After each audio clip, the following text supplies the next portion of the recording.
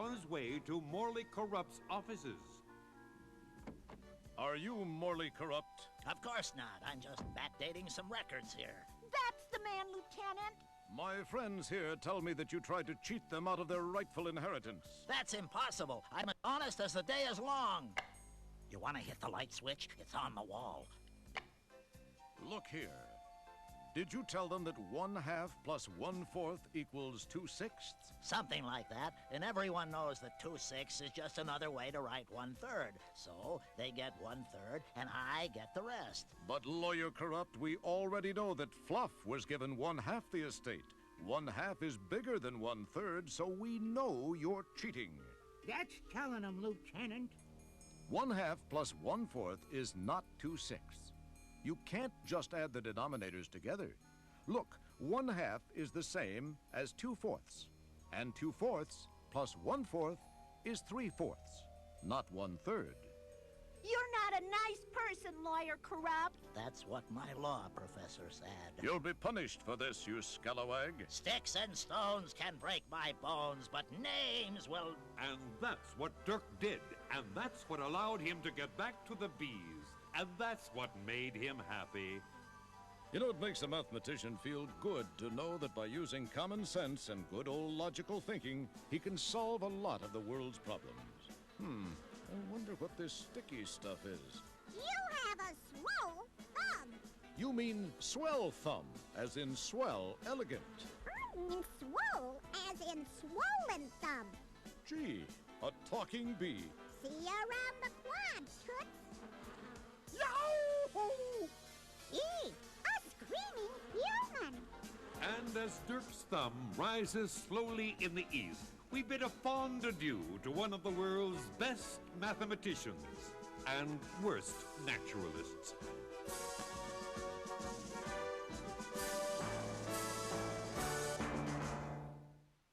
Fred on your head. Hi, I'm Gilbert. I'm the host of the show. I'd like to give a shout out to my friends in I-71 and my class 8E. I'd like to give a shout out to my best cousin, friend, as I call him cousin because he's my best friend.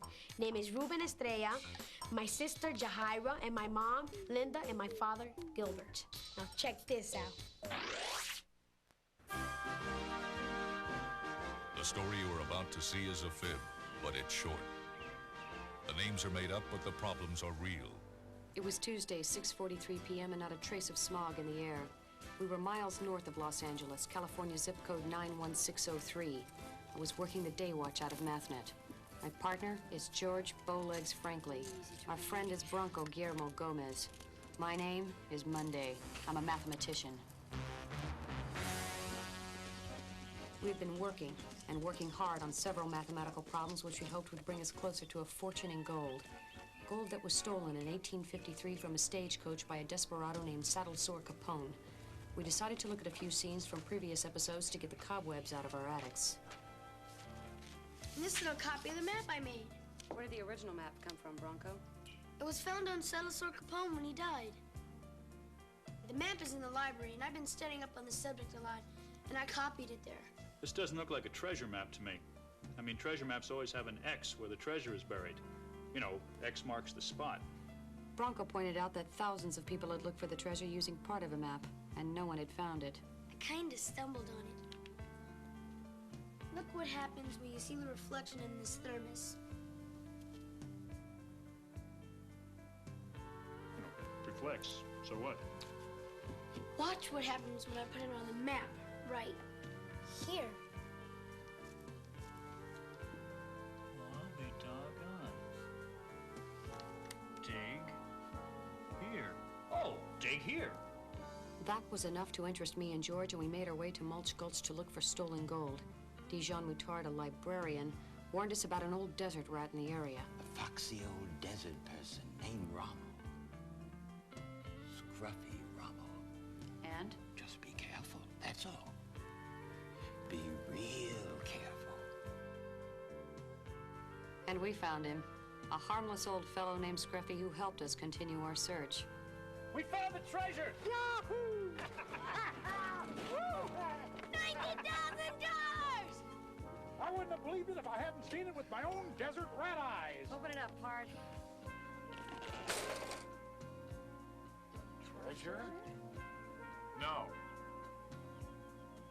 another map.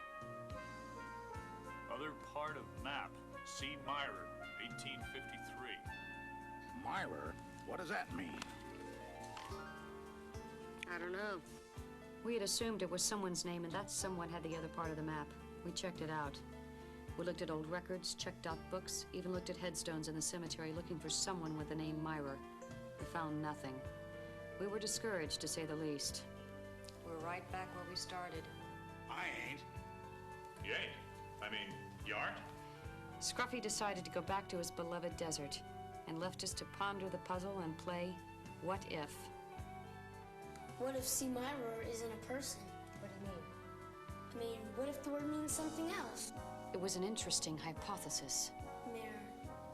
C. Mirror? And it seemed to work. Other part of the map, C. Mirror. We finally had it. We'd bet on it. What the hex? Hex? A hex is a spell of some kind. Something's funny about that word. Yes, the letters are symmetrical, if that's what you mean. Yeah, so if you put a mirror along one half, you see the other half. That's why they make the word. What I meant was, maybe he misspelled another word. Hex. Look. Bronco, you've done it again. Hex marks the spot. You know something? What? We know that hex marks the spot. Uh-huh. What spot does hex mark? Exactly. There are no landmarks on the map. Nothing to relate to. Finally solved. Other part of map, C. Mirren. Hold it. We thought the message meant a man named C. Mirror had another part of the map, right? Right. Let's see the first part of the map, Bronco.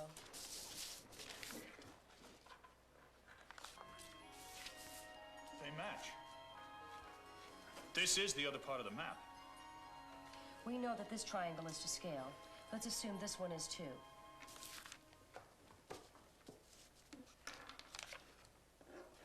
Eight inches from the tree. 6 inches from the dig site. And look, it's identical to the other triangle.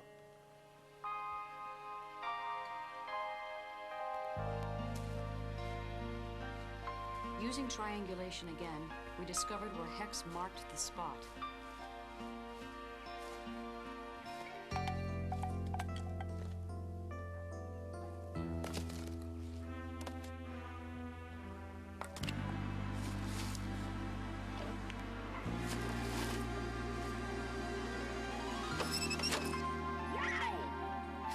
It's the gold.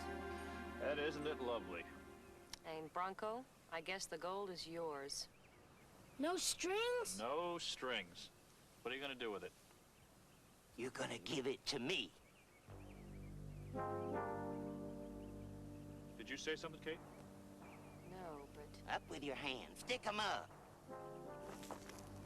Mr. Mutard? Shh! What are you doing here? Coming to claim what's my own. Now, all of you, up with your hands in the air. Just a minute, Mr. Mutard. That gold isn't yours. It is now. I've been looking for it my whole life. Saddle Sore Capone was my great-grandfather on my mother's side, and that gold belongs to me. But Saddle Sore Capone stole that gold. It wasn't his to begin with. Oh, don't be a nitpicker, Miss Monday. Now, all of you down on your tummies. I'm gonna tie you up. You're giving librarians all over the world a very bad name, Mr. D. John Mutard. Can't be helped. Now, just shush. Reach for the skies, you four-flusher! Don't try anything foolish, Jasper. Why, you low-down polecat? I'm gonna marry your face to that wall! Wall! Wall! Wall! Wall! Wall! Wall! Wall! Wall! Scruffy, are you ever a sight for sore eyes? Howdy, Miss Kate. Hope I didn't interrupt anything. You know, I was thinking, what if that name C. Myrer wasn't really a name after all, but an instruction? You know, something like C. Mirror. Does that make any sense? Perfect sense, Scruffy. Perfect sense. Tell me, Scruffy, why didn't you use that gun on Dijon? Don't believe in him. Over there. Mutard. Thank you for this Rommel. What did he say? I didn't hear him, Scruffy. I don't know what he said. Wow! D. John Moutard was convicted of a 211 attempted robbery and a 020.313 disgracing the Dewey Decimal System. Bronco Guillermo Gomez took the $90,000 and saved $80,000 for his college education. The other $10,000 he put in a money market account, figuring the rollover factor would be about 6.7 times his principal in 20 years, if the market stayed healthy.